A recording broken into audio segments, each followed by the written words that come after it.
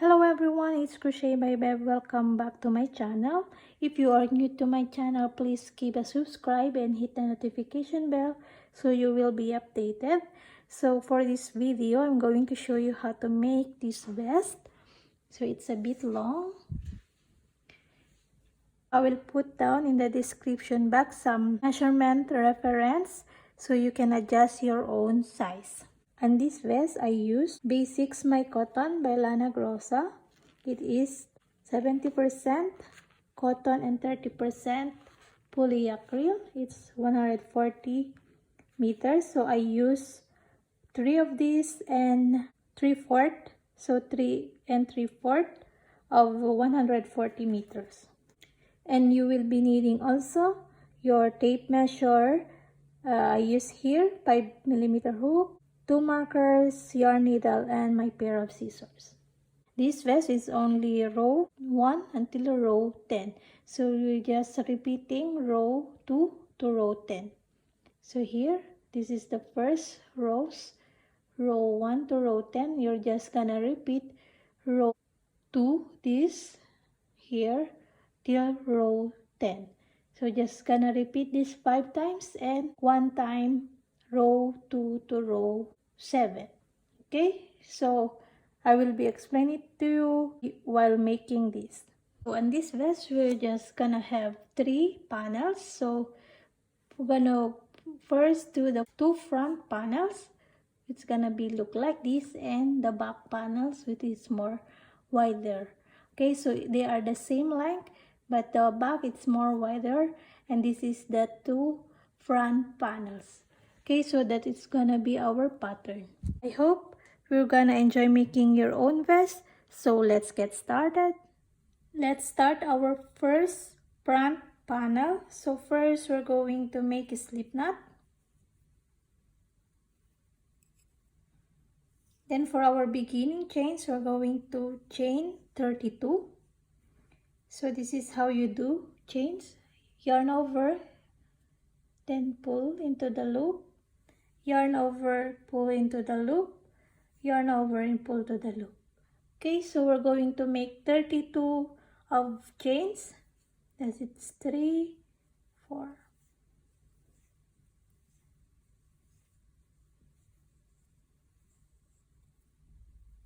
Okay, continue doing your 32 chains. When you completed your chains, let's start our row 1. For our row 1, we're going to make single crochets all of the chains. Going to begin second chain from the hook. So this is the first chain from the hook, 1, then 2. Okay, so we're going to put single crochets here. So insert your hook into that chain, grab a yarn and pull into the 2 loops. Continue doing single crochets all the chains. It's a total of 31 single crochets or 31 stitches.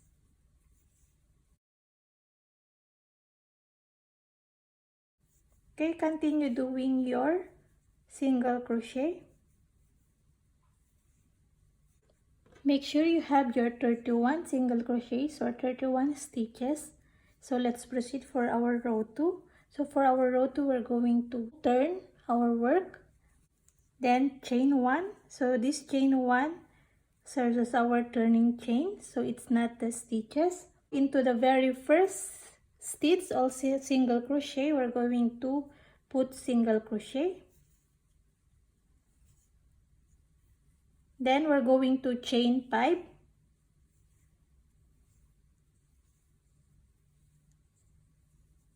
Skip 1 stitch, which is this. Then we're going to make single crochet into the next stitch.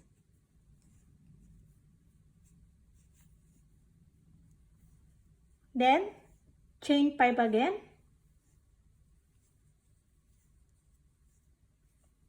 Skip 1, then single crochet again.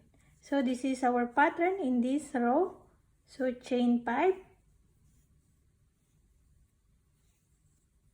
Then skip 1, single crochet into the next.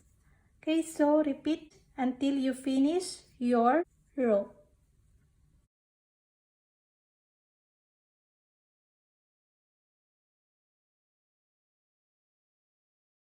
When you completed your row 2, so let's proceed for our row 3. Okay, for our row 3, we're going to turn our work and we're going to chain 3. Then in these 5 chains that we did from the last round, we're going to put single crochets into the 3rd chain. So it's better we can count here. This is 1, 2, and 3. So we're going to put single crochet in here. Okay, and then chain 1, then single crochet again into the 3rd chain. 1, 2, 3. Then chain 1, then single crochet again into the chain 5 into the 3rd chain. 1, 2, 3. Okay, so continue like this, doing your single crochets into the 3rd chain, then chain 1, then single crochet again into the chain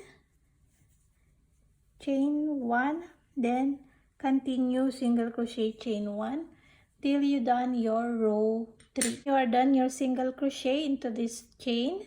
So now we're not going to chain 1, and now we're going to double crochets into the last stitch.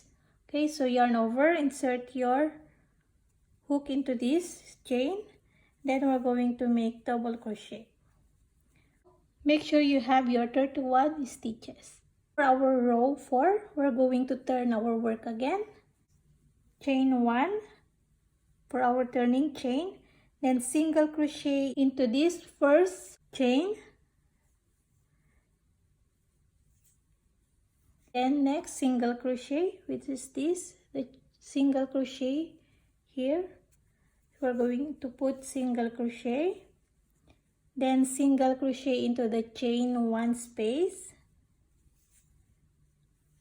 single crochet into the single crochet from the last round, and single crochet into the chain space. Okay, so do your single crochets all the way across this row, so a total of 31 stitches. To end off your row, this is the 3 chains from the last row, so we're going to put single crochet there. Total of 31 stitches from this row. Done your row 4. Let's proceed for our row 5. So for our row 5, it's the same. We're going to repeat row 2. Row 2, it's like we're going to turn our work. Chain 1 for our turning chain. Single crochet into the very first stitch and chain 5. Skip 1, single crochet. So row 5 is repeat row 2.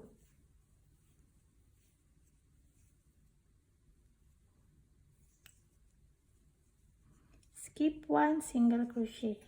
Okay, so finish your row 5, just repeating row 2.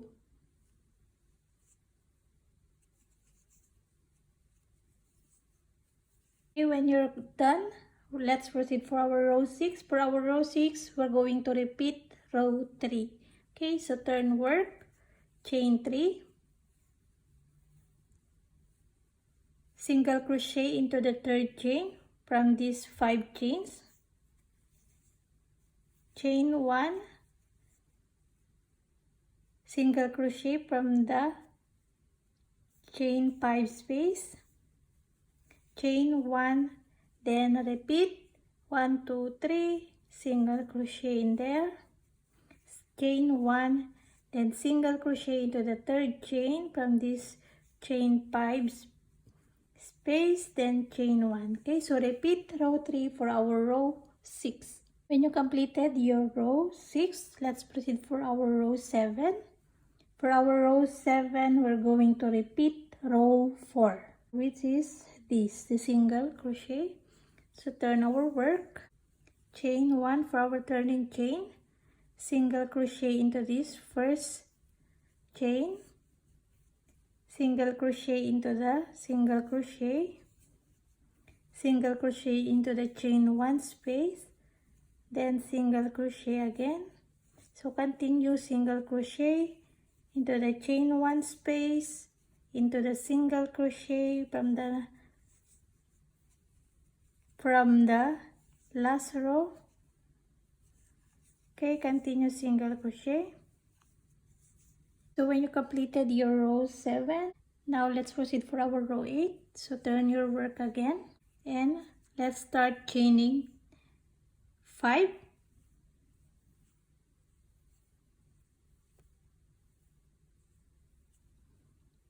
Then skip 2, double crochet into the 3rd chain. So we're going to skip this and we're going to put double crochet into this 3rd chain. Yarn over, insert into that chain and make our double crochet. Okay, then chain 2, skip 2 again, then double crochet into that 3rd chain, then chain 2, skip 2, double crochet, chain 2,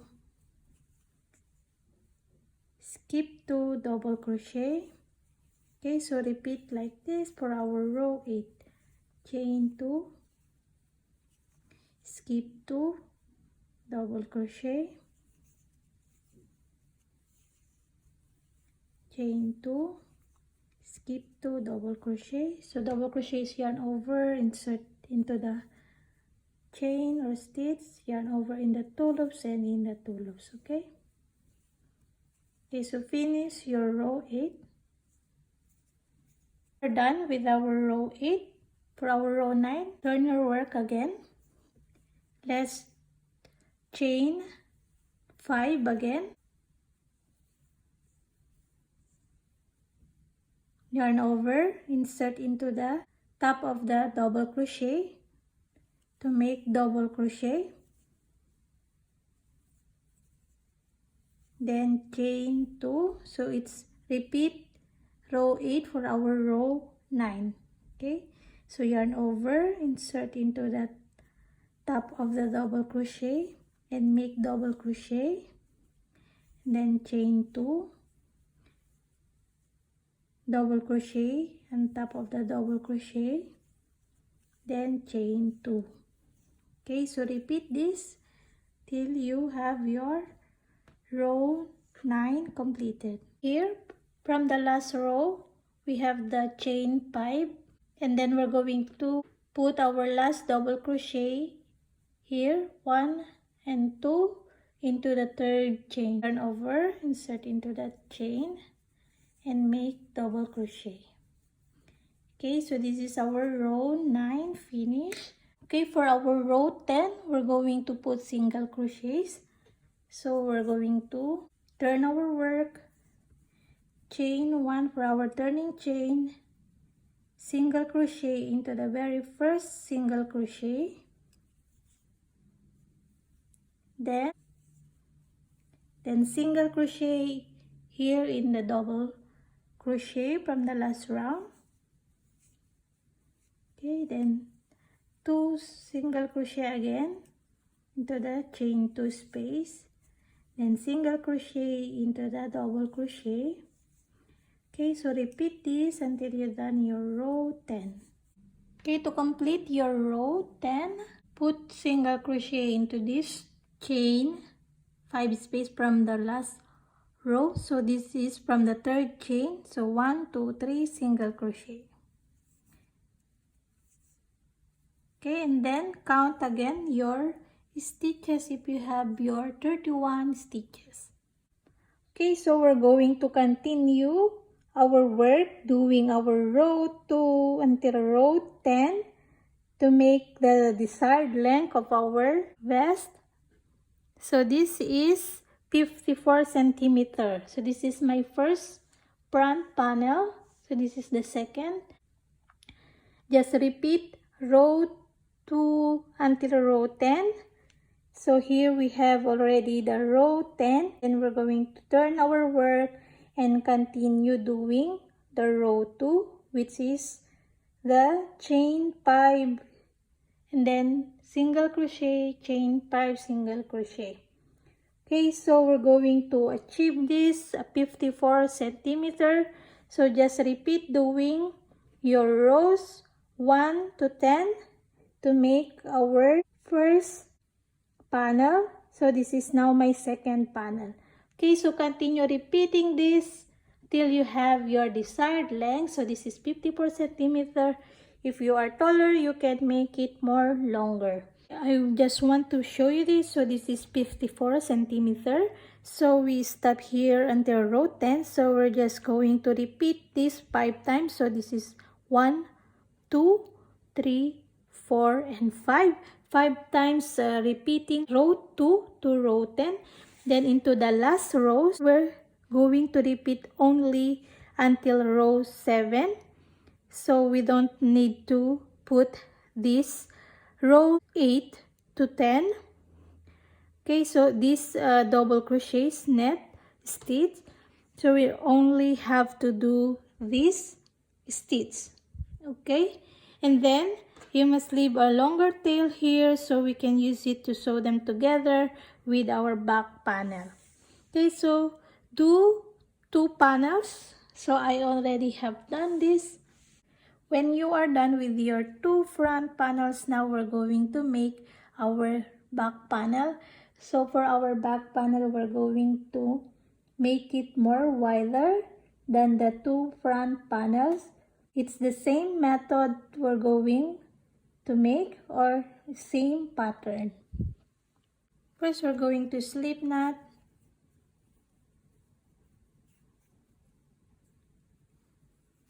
Then for our beginning chains, for our back panel, we're going to chain 80. So yarn over, insert into the loop. Yarn over, insert to the loop. So continue doing your 80 chains for our back panel. You are completed your 80 chains. Now we're going to start our row 1. Okay, for our row 1, we're going to single crochet second chain from the hook. So 1 and 2. So we're going to insert our hook in there and make single crochet.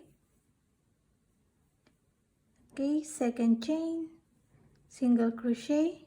So we're going to put single crochets into our chains, beginning chain.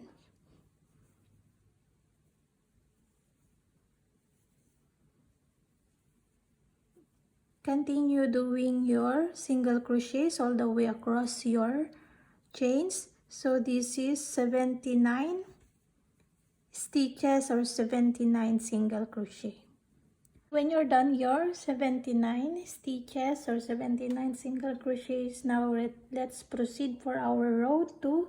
So we're going to turn our work, chain 1, single crochet into the first stitch,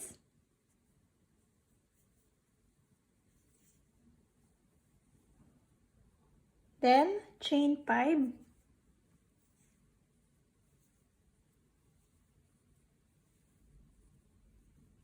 skip 1 single crochet into the next stitch, then chain 5 again,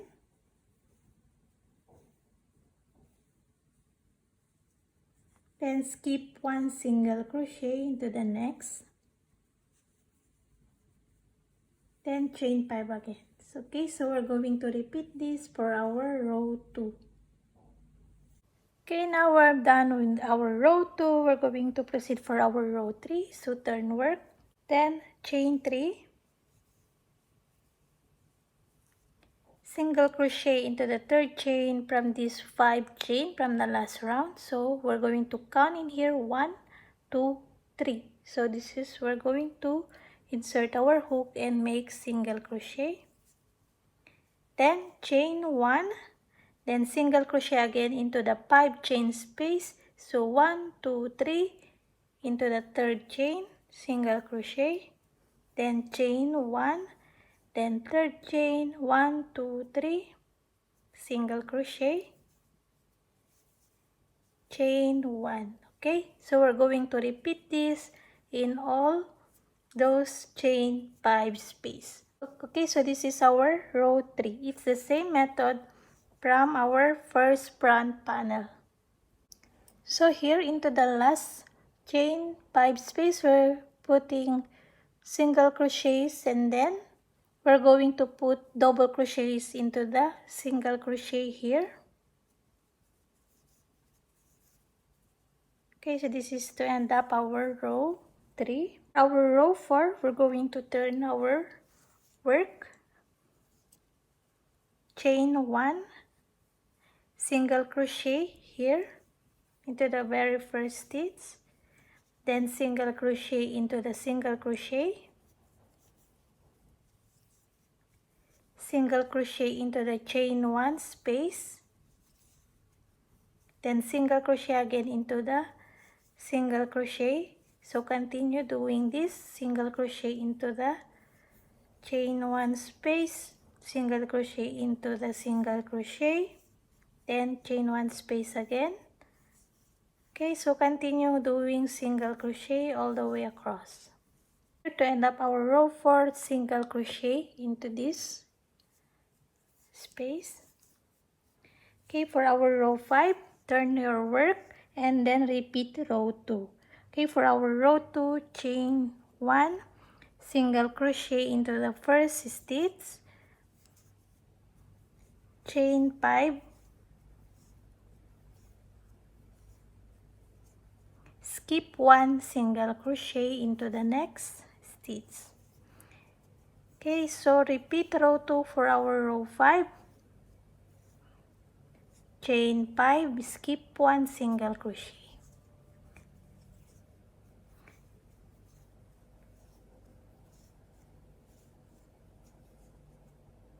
Skip 1 single crochet.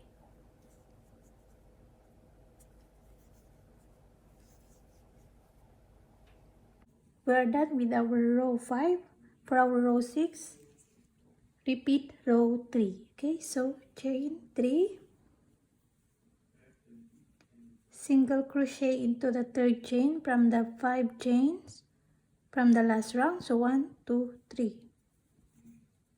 Single crochet, then chain 1, single crochet into the chain 5 space, 1, 2, 3, into the third chain, then chain 1 again. Okay, so we're going to repeat row 3 for row 6. Continue your row 6. Okay, here from the last stitch, we're going to double crochet.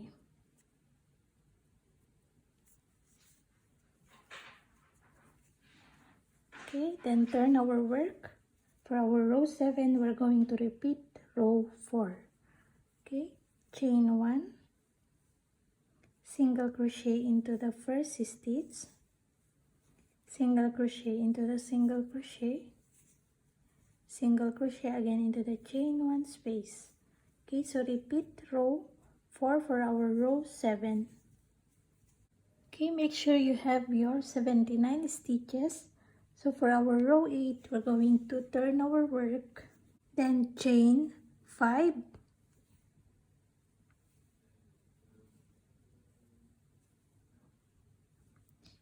skip 2, 1, 2, then we're going to double crochet into that third chain. Okay, yarn over, insert into that third chain, then make our double crochet, then chain 2, skip 2, double crochet into the third chain. Okay, so we're going to repeat this for our row 8. Chain 2, skip 2, double crochet into the next chains, chain, chain 2, yarn over, skip 2, double crochet into that third chain. This is our row 8, so continue. Okay, when you're done your row 8, so we're going to turn your work, then chain 5 again,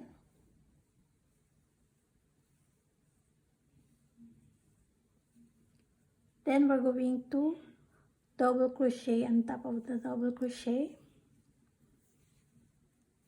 chain 2, then double crochet again in on top of the double crochet. Okay, so continue this for our row 9.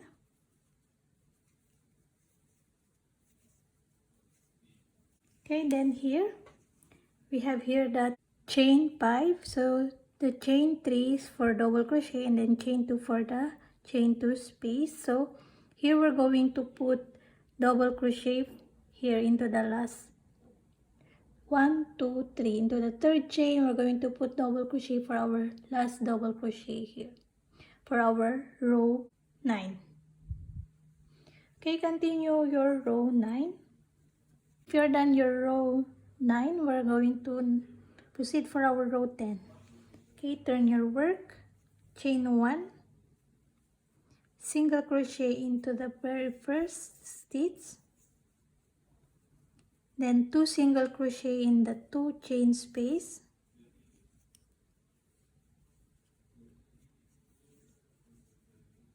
single crochet on top of the double crochet, single crochet again into the chain 2 space, then single crochet again on top of the double crochet. Okay, continue doing this for our row 10. Finish your row 10, we're going to single crochet here into the third chain from this chain 5 space. 1 2 3, so single crochet in here. Okay, to make sure you have your 79 stitches. Okay, so for our next rounds, we're going to repeat row 2 until row 10, 5 times more, like the same size of our front panels. So we're going to repeat row 2 to row 10 5 times more, and then here row 2 to row 7 1 time only, and then we don't need to repeat here for these last rounds. Okay, so make sure it's the same length with our first 2 panels. So it's 54 centimeter, 5 times more, repeating row 2 to row 10. Then only repeat row 2 to row 7 with these last rows. Okay, so continue doing your back panels, and I will come back when I'm done with my back panel. When you are done with your back panels, make sure you have the same counts and same measurements before you fasten up your yarn. Okay, so it's time to sew them together with our front and back panels. So first we identify the wrong side and the right side. Okay, so this is my wrong side with my back panel. So at the back, this is the right side. So it's up to you. You can identify your own wrong side and right side. For our back panel, we're going to put it in the wrong side up. So this is the wrong side of mine, so I'm going to facing it up. Okay, so I'm just gonna do like this because you can see it. Okay, and then take your 2 front panels. So this is my 2 front panels, and then identify which is wrong side and right side. Okay, so this is my left front panel when you are using it. So this is the left of this. So now I'm going to face it into the wrong side also. So this is my right side of this panel, so I'm going to make it in the wrong side. So this is, then we're going to put in here on top of this. Okay, like that. And also you identify your right front panel with the wrong side and the right side.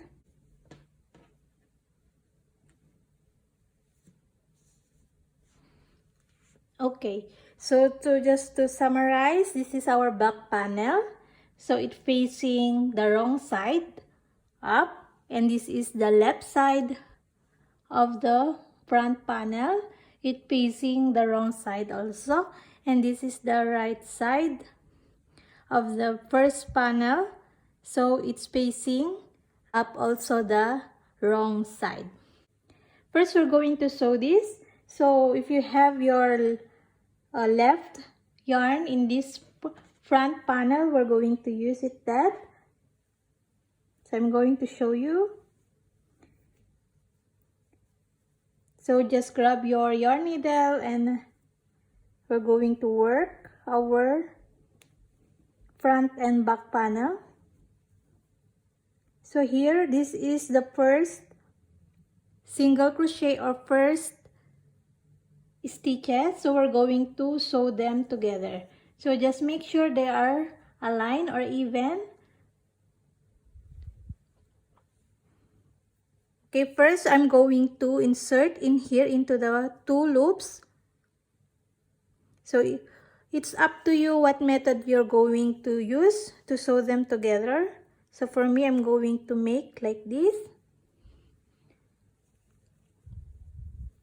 I'm going to insert into that 2 loops and then in the 2 loops at the other side.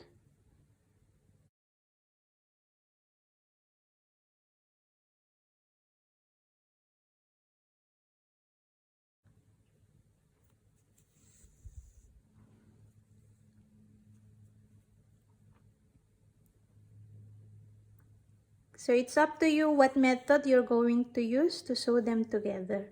Okay, just continue. Make sure they are even and same level. Okay, I'm done here. So now we're going to hide this tail or weave in.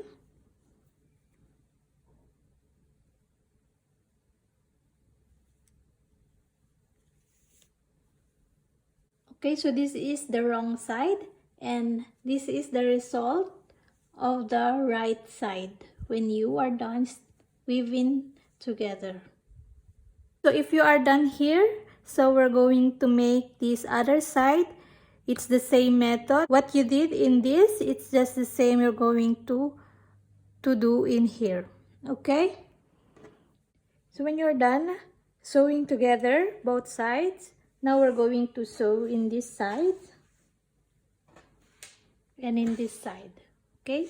I'm going to show you how to measure this for the armpit. So make sure they are aligned together. So here I put the marker in the 9.5 inches or the 24 centimeters. So I just put my marker here. So this is my armpit hole here. So it's measured 24 centimeters or 9.5 inches. Okay, so if you make a smaller vest, you can make it in 8 inches or 20 centimeter. Okay, so this is medium size, so I'm gonna put it at 9.5 inches. It's 24 centimeter. Okay, so just make sure they are even aligned together. And we're going to start sew them together in here. Okay, so make sure it's still in the wrong side out. You can use your beginning tail. Okay, I'm gonna show you how to do it. So just put your yarn, or you can use a new yarn to sew it. Here, there is the first stitch or the chains from the beginning. So I'm going to insert both here. I hope you can see it. Okay, like that. Okay, and then here you're gonna get into the back loop of this stitch. There is no normal stitch, so we're going to make it into the like this, into the back loop of this stitch and into the front loop of this stitch into the other side. Just take that and just in and out, and in this 2 bump here, we're going to get that back loop and here into the front loop of this. If you can find, just put it there and you can in and out your yarn needle. Okay, so there is no clear stitches, so just align them together and just take like this here. Take the back loop of this stitch and in the front loop of this stitch. Just insert your yarn needle in and out, and then in here, this back loop and front loop of that other side. Okay, so just do like that. Okay.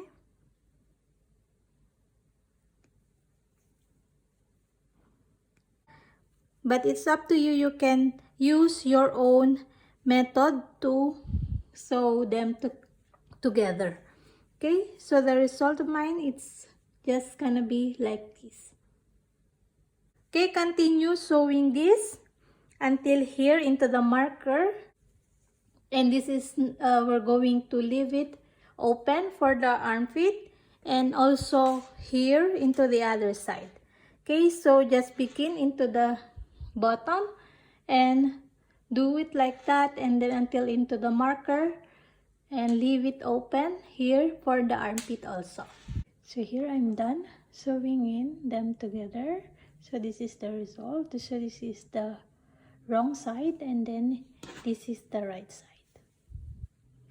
Okay, I'm done and I already weave in all my ends, and this is now the result of my vest. So I can't show you because it's a bit long.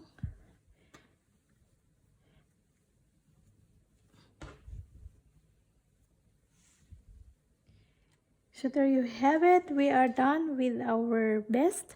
So I hope you enjoy making this. So if you have any other questions, you can write it in the comment and I will answer it. So thank you so much for joining me. Hope to see you again in my next video tutorial. And happy crochet everyone. Bye bye.